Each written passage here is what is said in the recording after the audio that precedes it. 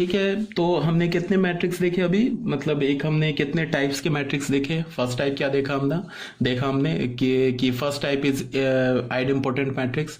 Idempotent matrix इसे बोलते हैं ए स्क्वायर इज इक्वल टू ए, उसे हम आइडेम्पोटेंट मैट्रिक्स बोलेंगे। उसके बाद हमने क्या देखा, इनवॉलेटरी मैट्रिक्स। इनवॉलेटरी मैट्रिक्स इसे बोलेंगे ए स्क्वायर इज इक्वल टू आई, मतलब आइडेंटिटी मैट्रिक्स। फिर हमने थर्ड देखा क्या, निलपोटेंट मैट्रिक्स। निलपोटेंट मैट्रिक्स किसे बोलेंगे कि अगर मैंने बोला if A is a nilpotent matrix then A to the power M must be a null matrix and A to the power M minus one is not equal to null matrix. Fourth type में क्या हमने देखा matrix का कि periodic matrix. Periodic matrix में हमने क्या बोला कि A to the power K plus one is equal to A.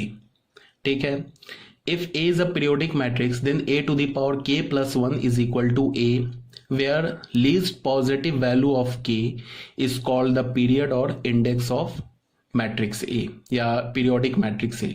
ठीक है, तो 4 टाइप्स के अभी हमने मैट्रिक्स देखे। ठीक है, अब याद कैसे रखेंगे, तो याद रखने का बहुत आसान सा रास्ता है। पीरियोडिक और निलपोटेंट, इसको तुम ऐसे याद रखोगे। पीरियोडिक तो याद रखने जैसी कोई चीज ही नहीं है, पीरियोडिक जैसे ही बोलेंगे वैसे हमारे दिमाग में आ जाएगा कि अच्छा A to the power K plus one is equal to A होना चाहिए। निल पोटेंट बोलेंगे तो निल का मतलब क्या आ रहा है, हमें नल से मतलब आ रहा है, तो वहां से भी हमें याद आ जाना चाहिए कि A to the power M must be equal to null matrix and A to the power M minus one is not a null matrix, तो वो भी क्लियर हो जाएगा। कंफ्यूजन किस में होता है जनरली, आइडेम्पोटेंट और इनवोलेटरी में। ठीक है, कि क्या होता है आइडेम्पोटेंट में A to the power A square A के इक्वल होता है या ए स्क्वायर आई के इक्वल होता है, तो कंफ्यूजन आइडेम्पोटेंट और इनवोलेटरी में होता है, तो उसको भी याद रखने का बहुत आसान तरीका है। आइडेम्पोटेंट में इनवोलेटरी में क्या आ रहा है, इनवोलेटरी में जो पहले 2 लेटर है ना वो आई एन इक्वल है, आई एन के इक्वल है। तो इनवोलेटरी में याद कैसे रखोगे कि A square is equal to I N. ठीक है, और जब आइडेम्पोटेंट कैसे याद होगा, A square is equal to A. ठीक है, तो चारों मैट्रिक्स हमें याद करने में कोई प्रॉब्लम नहीं होनी चाहिए।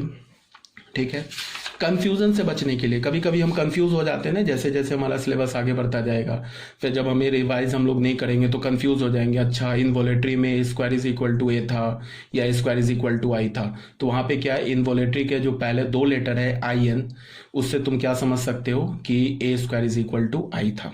ठीक है, तो अब क्वेश्चन नंबर 4 में आ जाओ। क्वेश्चन नंबर 4 क्या बोल रहा है, show that A square matrix A is involutory if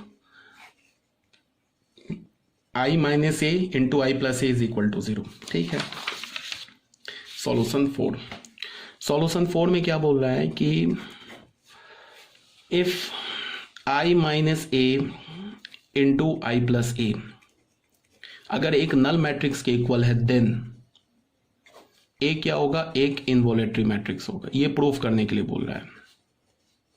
ठीक है,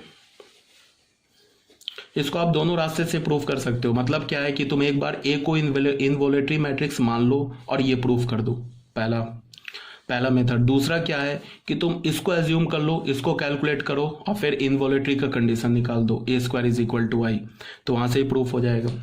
तो यहां से हमने क्या बोला कि हमने क्या मान लो ऐसे क्या, late I minus A into I plus ए, इसको हमने नल मान लिया। ठीक है, तो यहाँ पे क्या है कि इसमें इस 2 मैट्रिक्स में एक मैट्रिक्स आइडेंटिटी मैट्रिक्स है। तो जैसे जो हम एल्जेब्रा में बोलते हैं ना x plus y into x minus y, तो क्या बोलते हैं x square minus y square, वो वाली चीज यहाँ लगा सकते हैं। क्यों लगा सकते हैं, बिकॉज ये आइडेंटिटी मैट्रिक्स है। अगर आइडेंटिटी मैट्रिक्स नहीं होता तो फिर हम वो नहीं लगाते। फिर कैसे करते, वो ऐसे करते I into I square, I into A plus I A minus A I और minus plus minus A square is equal to null. इस स्टेप को तुम छोड़ भी सकते थे, अगर आई के जगह मान लो बी होता तब तो ये लिखना पड़ता। ठीक है ना, बट यहाँ पे क्या है, एक मैट्रिक्स आई है तो इसको छोड़ सकते थे, तुम डायरेक्ट लिख सकते थे आई स्क्वायर माइनस ए स्क्वायर। अब तुम ध्यान से देखो, इसको हमने लिख दिया आई स्क्वायर, ये आई ए हो गया, ए आई ये भी ए हो गया, माइनस ए स्क्वायर क्या हो गया, नल मैट्रिक्स। तो ये तो कैंसिल होकर नल मैट्रिक्स हो गया, तो आई स्क्वायर तो आई होता है, आई माइनस ए स्क्वायर ये क्या हो गया, नल मैट्रिक्स। यहां से हमें क्या पता चला, ए स्क्वायर इज इक्वल टू आई। यही तो कंडीशन होता है ना इनवोलेटरी का। तो यहां से हमें क्या पता चला, ए इज एन इनवोलेटरी LUTARY मैट्रिक्स। ठीक है,